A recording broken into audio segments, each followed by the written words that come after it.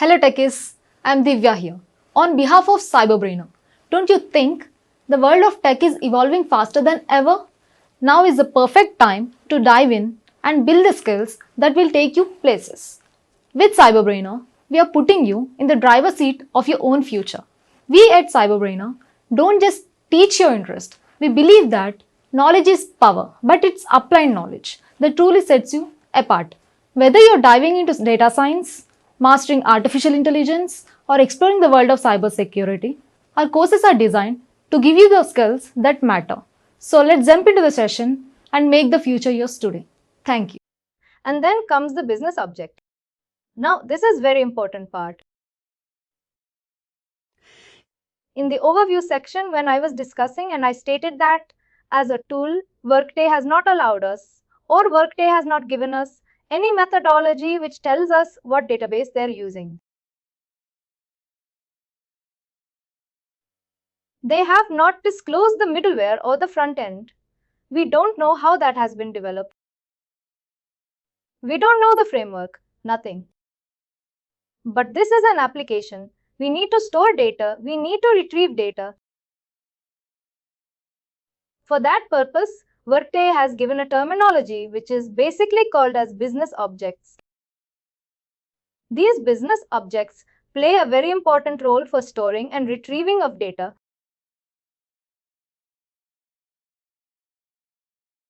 We can consider business objects as a table of a database. Now, when you consider anything as a table of a database, what do you see in a table in a database? What do you find?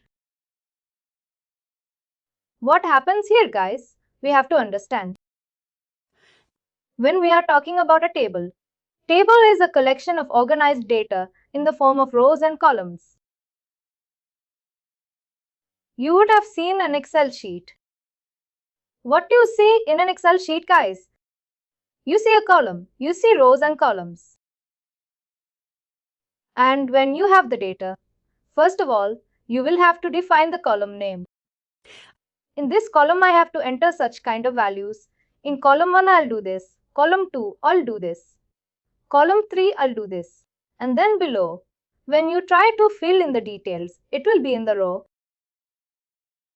Let's say I have to build a report for the employees who has joined in last 1 month.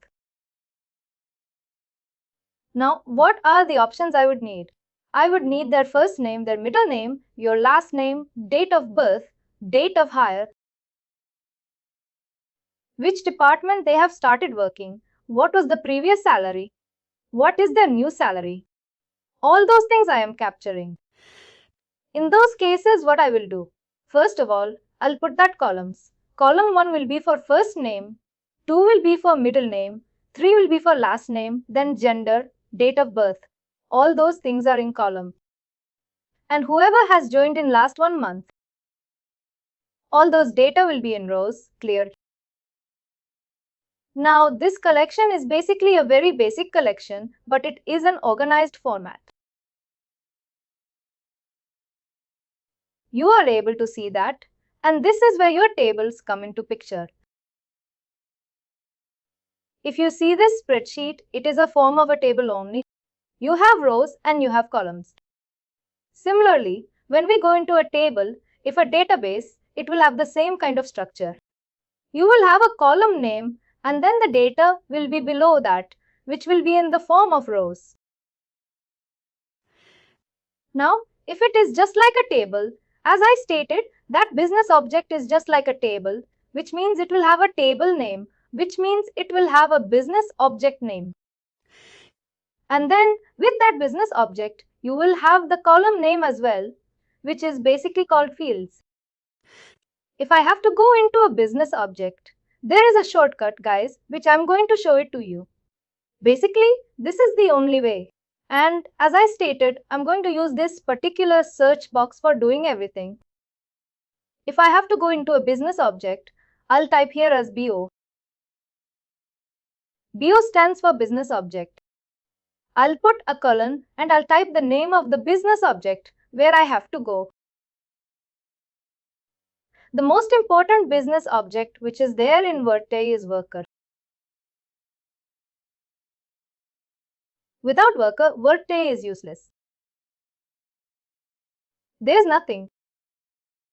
Worker has the maximum number of fields.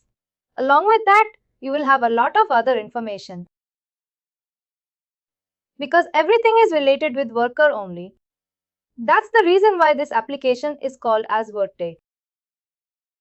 If I have to search it, I'll put BO colon and then I'll go ahead and put worker and hit enter.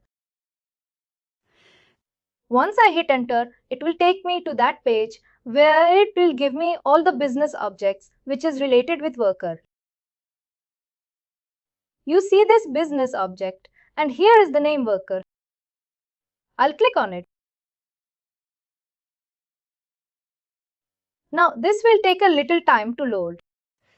As I stated, this is the most fundamental table of Workday, or you can say it is the foundation on which Workday is. There will be a lot of fields. It will be in thousands. And these fields are nothing, but it is column that you have in a table. You see the number of field has gone to 4283. These many columns are there in this particular table.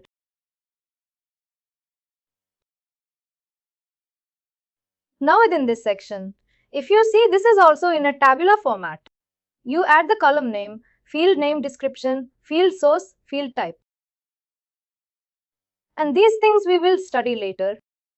It is very important for us to know when we have a field, which is a column of a table. Why is this column or why is this field created? What is the use of it? And from where has this column come in? And what kind of value is it storing? When we talk about field has two parts, a standard field and a custom field.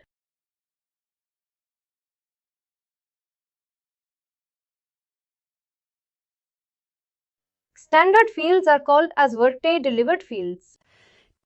If you scroll it down, if you scroll it here, you will see it is Workday delivered, which means it's a field which has been given by Workday. And basically it is your standard field which has been put here.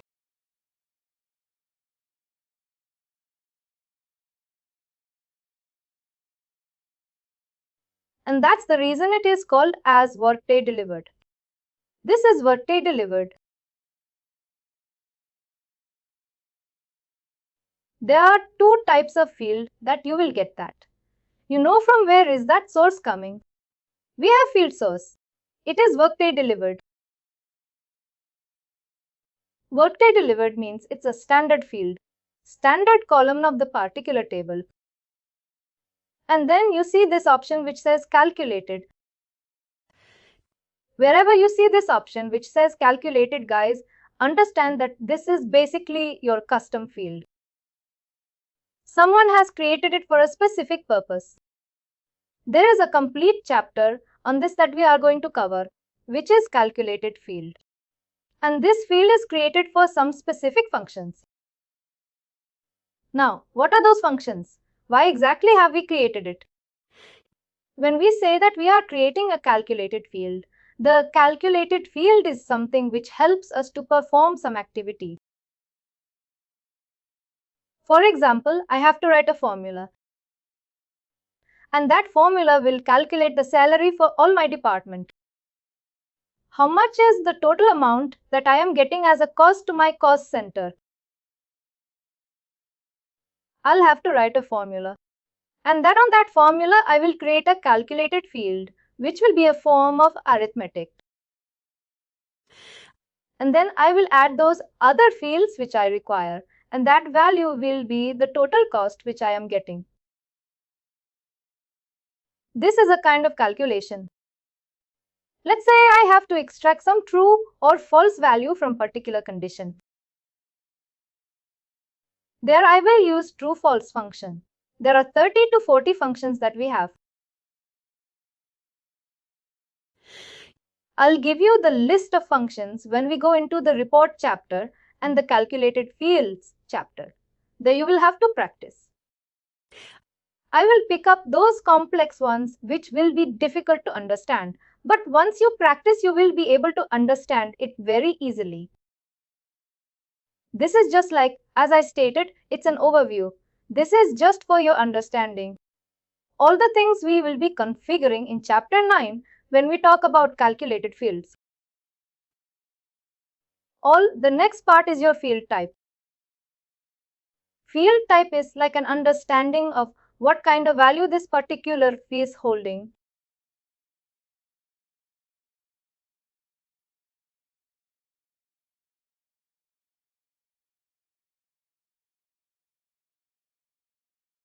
Let's say first name.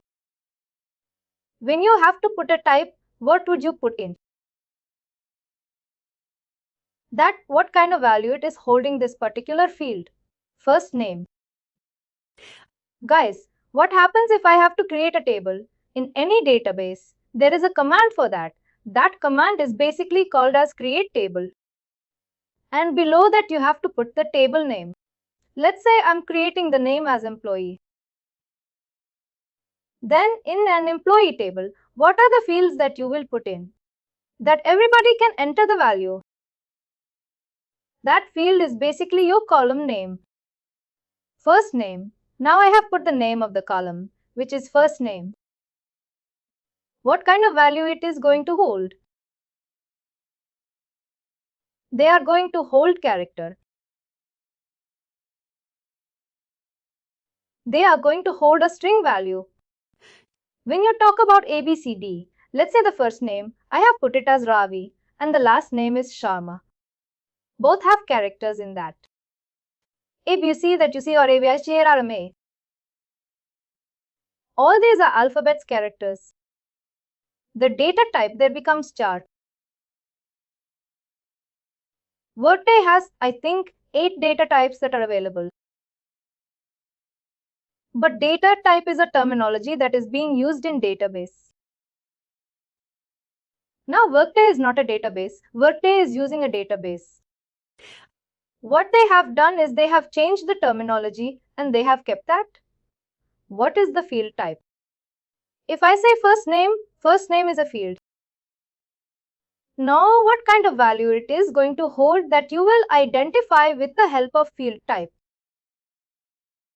If I have to enter a text, like I have to put the name as Ravi. Ravi has all characters. In Workday terminology, that field type will be text. I'll show you. Somewhere or the other, you will see text. I'm just trying to find it that if we get anything as text, you're not getting till now, but don't worry, we will get it. Because there will be some or the other because it's worker. I'm sure there will be first name. Let me show you that.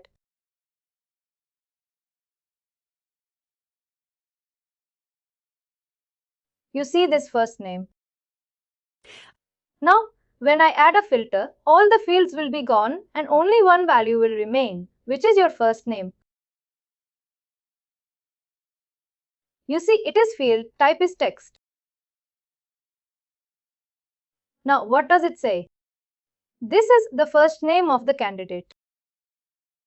And this is Workday delivered, which means it's a standard field. And then you have text. This is the meaning of field type. It becomes very important. Why it becomes important? If you don't use the type of the value here, then you will not be able to basically perform the activity.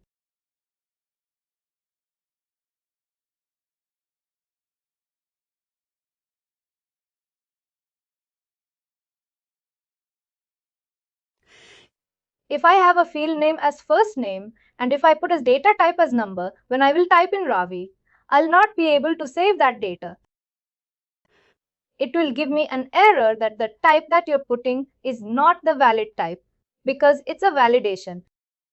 If you have put that field type as numeric, then how can you put text in that? How can you put alphabets? How can you put character? That what is the field source from? Where has this field come in?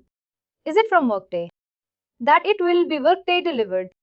If it's a custom field, which means someone like us would have created it.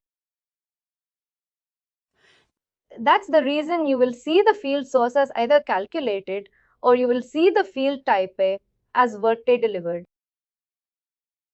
All calculated means it's a custom field. Workday delivered basically means your standard field. Now, what are the field type that is available in Workday? There are 7 to 8. I don't have the exact number. I mean, we can write it down, what are the options available, and then we'll count it. The first one is numeric that you see here. Numeric, what does that mean? You can put any number. It can be in minus plus, whatever you want to put in. You can do that. There is no limit as per the definition. Then comes text where you put in the alphabets. You would write the name. Then you will use text. Then you have date. When you use date, it kind of calendar. It drop down comes in where you have to enter the value. Let's say you have to put the date of birth. Let's say someone was born on, let's say 10th of July 1990.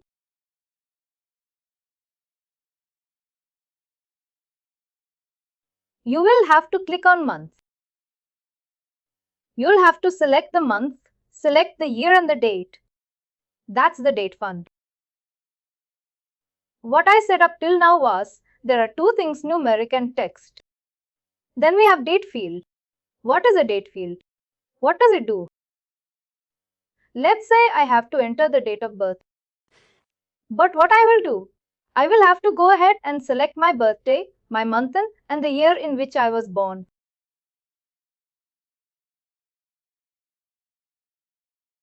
That is a kind of date I have to enter.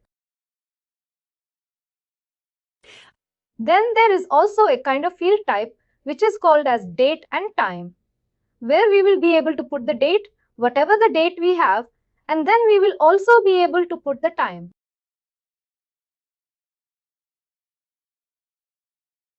Let's say I have to run a report every day at 10 a.m. in the morning. As you schedule your calls. If you have to send a calendar invite and you have to schedule a call, what do? You put a date and then you put a time. And then automatically you will get an invitation there. That is called as date and time. We have understood numeric, we have understood text, we have understood date, we have understood date and time. Now you see this option which says multi-instance. This is a unique thing. You would not see this word everywhere in any other ERP tool. The name will be different, but you will have this kind of value for sure. Now what happens in this case? You will get a drop-down. You will get a drop-down and in that drop-down, let's say, you have to select multiple values. You see a checkbox. What that happens? Let's say I'm searching job and in the portal I will say I'm looking job into various cities. If I'm in India, let's say I'm searching job in Delhi, Mumbai, Bangalore. I've given you 3 examples: Delhi, Mumbai, Bangalore. I will check these 3 values from that list. There could be 200 cities in that list. Out of that, I'm just checking 3 values. What does that mean? That there are multiple values and you are able to choose multiple values in out of that list. That's the reason we call it as multi-instance. In that list of 200, I'm able to select 3. I am able to use a multi-instance data type there. Then we have one more, which is called a single instance. That also behaves in the same way. You will get a drop-down, you will get a list of values, but if it is single instance, you will only be able to choose only one value. You cannot choose more than one. If you have to choose more than one, then you will have to make that data type or field type as multi-instance. But if you are choosing different things, you will not be able to choose more than one.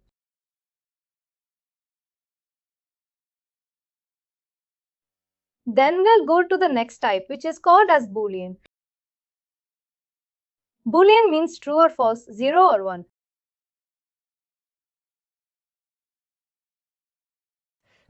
Though, if we are putting a field type as Boolean, we can only put a value whether it is true or whether it is false. Then we have got two more things that I want to explain. I think there is currency. Every country in this world has its own currency. Now let's say you have set up a company which is in India. Then you set up the default currency as INR. But let's say it's a global company. It does not only operate in India, it uses a global currency.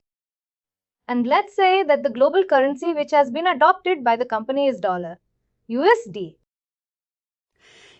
You will choose that currency as USD as your default currency. You will not choose INR. That makes it different. If you're working in Australia, you can choose Australian dollar. You can. If you're working in UK, you can choose British pound, or you are working in Europe. You can choose the currency of each country, or you can choose a common currency, which is Europe. What did we understand up to now? We started with text. We went into numeric. We understood date. We understood date and time. We understood single instance. We understood multi-instance. We understood Boolean and we understood C. These are the 8 types of field that you will see in Workday. Apart from this, I don't think there is anything else, but in case if we encounter something, I will explain you at that time. I don't think there is anything. Single instance, multi-instance, we already understood. Every business object in Workday will have these 4 things available. And every business object will have these 4 tabs also. Not, if someone does not have a related business object, that is different, but they will have generally these 4 tabs. Fields are just like a column of a table. That is what you have to remember. Then comes the next part, which is related business object. In this case, we have to understand related business. Object is more like a related table.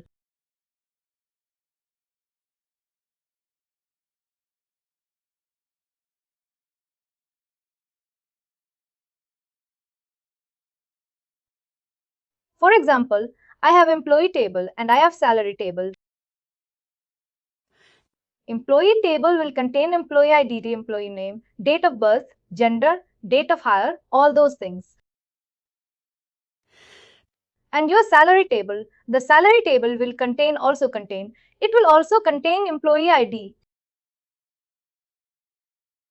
The employee ID becomes a common field between your employee table and your salary table. Now, this employee ID is situated in employee table, but this is being used by salary table, which means there is a relationship between both the tables.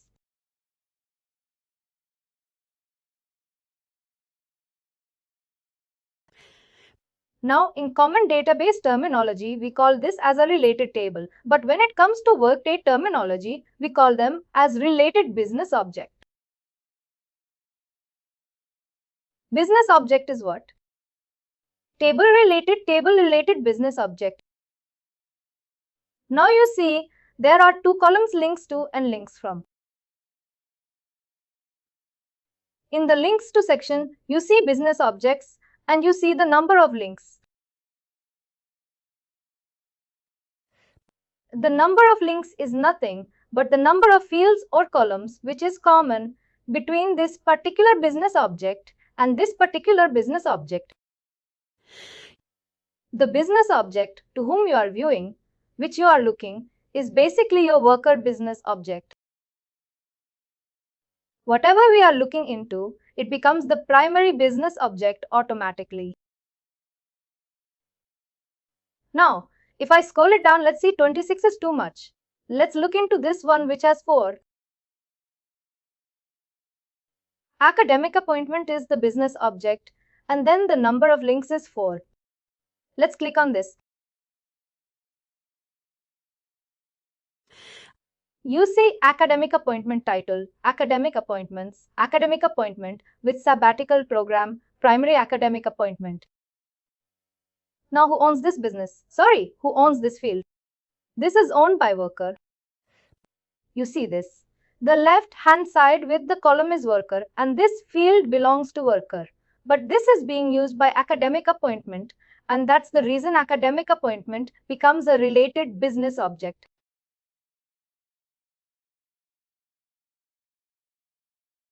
This is how exactly it is being used. Here, if academic appointment is my related business object, worker becomes as primary business object. We have not mentioned it. Everybody has not mentioned it, but you have to think in this way. Whoever is owning the field is the primary business object. Whoever is using the field will become the related business object. Now the next part, when I say links to, the next part is links from. It is exactly the opposite. What we saw here, the fields which were a worker, was being used by different business object. Why can't worker use the fields of different business object? That is also possible. Let's see this one, abstract business asset and asset share. There are two links. In this case, what happens? The fields are issued to and requested. Now, these field belongs to abstract business asset and asset share. This is being used by worker. Worker here becomes the related business object. This is very important concept that we will be using when we will be creating reports. This part is data source. Now this is also a very important concept. We will revisit this when we go into chapter 8, but as this first chapter, I'm giving you a complete overview just to make sure that you understand these things, that when we go into chapter 8, things will be easier. Now you see this number of fields here. That's huge. It's too many. Too many. If I have the fields.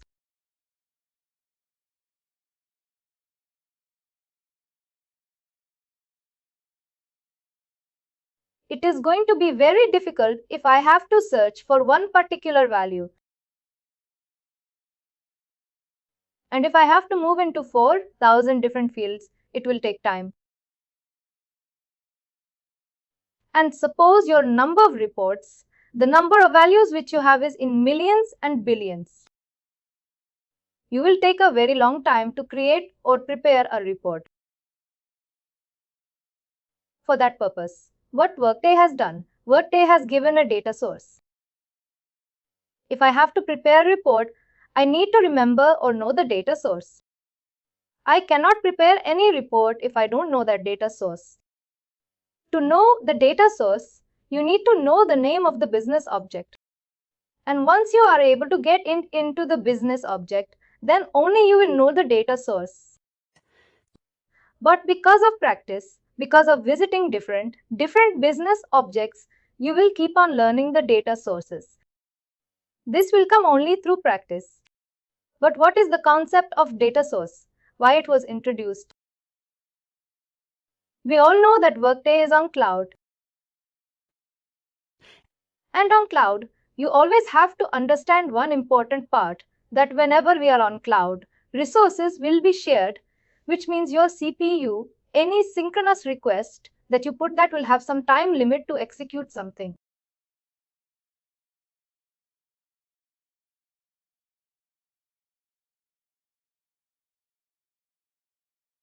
Let's say you have been given 5 minutes. If you say that please run this report, you will enter the report and you will try to click on it and you will run the report. The request goes to the server. Server will have 5 minutes to execute it. If the data in the report is not being fetched within that 5 minutes, your report will time out. And it will give you an error that the report took too long time to execute. Please optimize this report that you can run it again. For optimization for running the report faster, Workday has given this terminology, which is data source. Whenever we create any report, we will have to know the data source. And if you know the data source, the worker or any business object, that will automatically be linked with that report. You don't have to typically type the name of the business object, but what you have to type in the name of the data source. Now what this data source does, it will contain fields of a limited quantity. It will have data filtered out. How? When I say worker, worker contains all kinds of employees, your active employees also, your terminated employees also, your retired employees also. All that it will contain. But let's say I'm only looking for data for active employees. And your company has more than 50,000 employees. And let's say only 10,000 are active, 40,000 have either been terminated or they are retired. The total strength now of active employees is 10,000. But you had one time 50,000 employees. That could be possible. I don't need that. For that purpose, what I'll do, I'll use a data source for active employees, only all active employees, or I will look for all active and terminated workers that I can reduce the number of retired employees. What it will do, it will reduce the burden of those unwanted data which I don't need in my report. Correct. And it will reduce the runtime of my report. A report which was running in 4 minutes, it can come and it will. Maybe it can give me the data in 30 seconds if I'm able to remove that. This is the use of data source. Now there are two types of data sources, guys. One which is called as standard and another which is called as indexed. Standard data source are those data source which is not mapped to a particular location.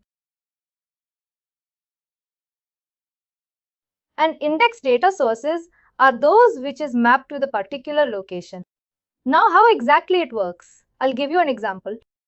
Let's say you have a 2000 page book. You're reading a book which has 2000 pages. In that, and let's suppose you have to search a particular word. How will you know where in that book that particular word is? You will have to start from page 1 and you have to keep on searching till you find that word. That's a normal process you follow.